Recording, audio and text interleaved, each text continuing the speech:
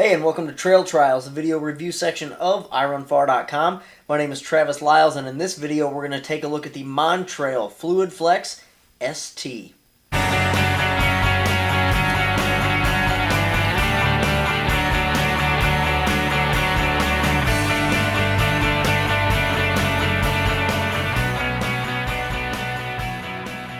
Flat and fast or low and fast are terms that we've heard quite a bit here recently when it comes to trail running shoes. One of the really exciting parts of this industry is it's getting lower drops and lighter materials, and the shoes have really obviously come a long way. One of the ways that has maybe not came as quickly is having a little bit of stability in those models as well.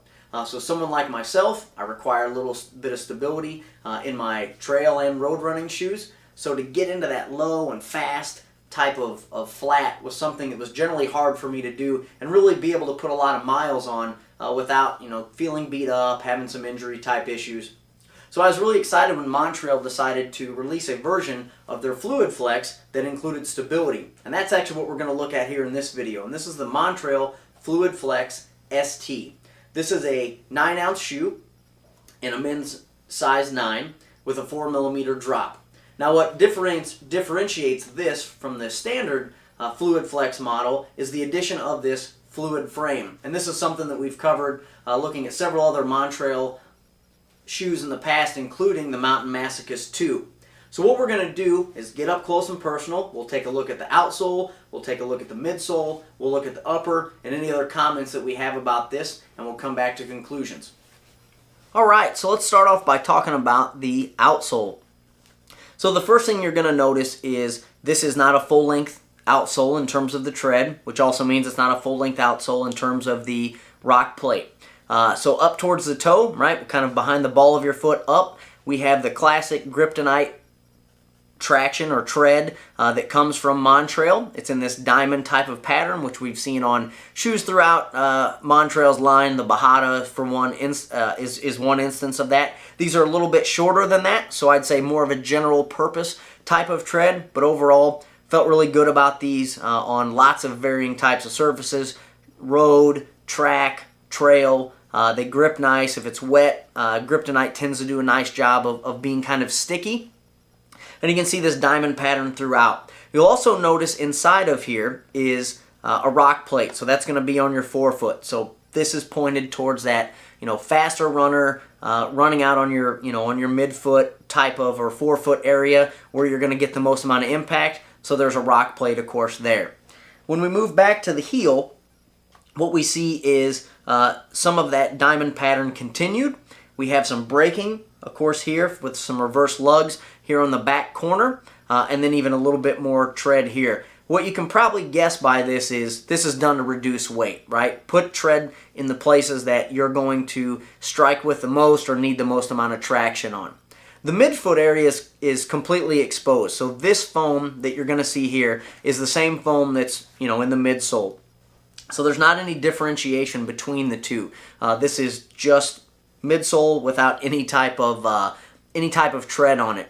And of course the positive of that again is weight savings. The downside, of course, is it's going to wear faster. So you can see, here's one of the spots where I tend to land right on back here on the outside of my foot.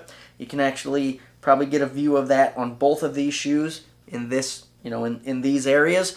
So wear happening there. And then the other thing I'll point out is just quite simply, stuff pokes through here.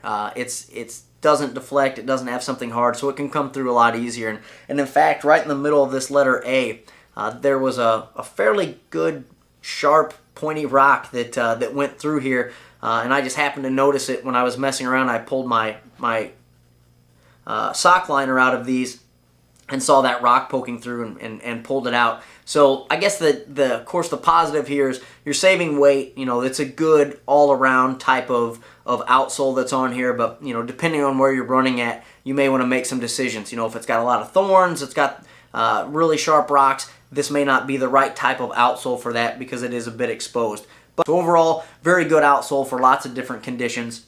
So with that, let's kind of transition to the midsole a bit. And what differentiates this from the other FluidFlex models is really simple. It's this fluid frame. So what you're going to see here is these multicolored midsole. So versus being just all one color, which you'll notice, of course, on the other FluidFlex shoes, this has what's known as the fluid post system, and here it's called the fluid frame. But what that means is, over a traditional post, which tends to be a chunk of hard foam set here in the middle that's meant to deflect your foot outward, right, so you don't land on this inside too much, Montrail has made this posting system that's more gradual. So what happens is the gray foam is softer and the light gray foam is harder. So versus having that abrupt type of push that's going to kick your foot back out, it's a more gradual way of doing it, hopefully safer on the trail, of course, when you have obstacles and things like that, that you definitely don't want your foot ramping to the outside too hard. But it gives a little bit of stability while still maintaining that support and that safety all over. And again, you can just kind of feel all throughout the shoe that these are two different types of foams with varying densities in them. So a really cool feature there. Throughout the midsole, that's not the FluidFlex, which is basically from the ball of the foot up and then the heel, is just single density foam. And again, if you are familiar with the other FluidFlex models, that is the same type of foam. So a nice soft type of foam that again feels good on a lot of different surfaces. So a surprising amount of cushion in this shoe for what you're for as low and light as it is, again, in a 4mm drop. And of course these notches throughout, right? That's the whole name of the FluidFlex, is this flexing. So you have these cutouts throughout the shoe that allow it to flex and bend. So a pretty flexible shoe for being what it is, and specifically with stability. So again, it's a bit of a unicorn when it comes to all the different features: stability, lightweight, low drop, those types of things. You don't tend to see that very much in a shoe that has stability in it. As we move on to the upper, what you're going to see is just a very simple upper, mesh throughout. So you can see a layer of mesh on here and then some overlays. These overlays are sewn. The red ones are. They're not welded on. You can actually see a little bit of the thread on some of these if you get really close to it. And with that, those are going to secure, of course, down to the shoe, and then give it your anchor points for your laces that are going to really help hold and lock that shoe in. Something I felt this shoe did really well. Mesh all the way down to the midsole means they're going to drain relatively quickly. Spent a lot of time in these out here in the Pacific Northwest, and water drains well. Never really felt like I was sloshing around too much. When we move to the toe box, what you're going to see is a little bit of reinforcement here. So you have some kind of nylon here at the back that's sewn onto the mesh. Then you have some of this rubberized kind of stuff painted on here that's bonded to it. And then the apex of the outsole coming up and adding even a little more stability, so keeping your toes from getting banged around. Relatively nice toe box in terms of width. So again, for a low and light shoe, I felt like I had plenty of room for my toes to expand without it being too sharp of a point, while of course still adding enough structure in there that I didn't feel like my toes were swimming around in there either. So Montrail's always been a good fit for me. So I think if you're a Montrail person, you're going to recognize this fit when you put it on. Same thing goes for the heel. There is a structured heel to it, so there is a heel cup. But I felt like, again, that this wraps fairly well in terms of, you know, locking my heel into place and giving myself a good fit. The tongue is gusseted up to about the fourth, maybe just above the fourth eyelet here. So you'll have that to keep the garbage out. And then the one last unique feature that I'll call out here is something here on the tongue. And what you'll notice is for the tongue stay, there's actually two of them. There's one on each side.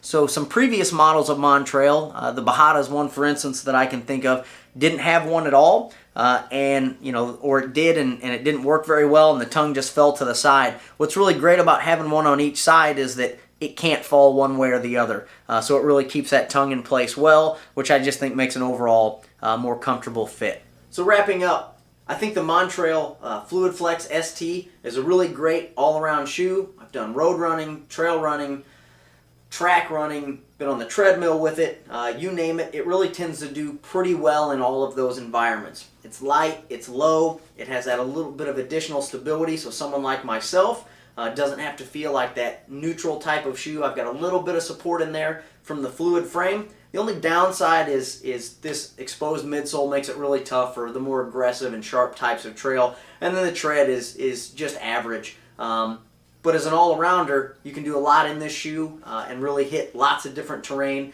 and get a good, low, fast-feeling shoe. So, with that in mind, check these out at, of course, Montrail.com. Questions or comments, place those below the video. Thanks for watching, and we'll catch you next time.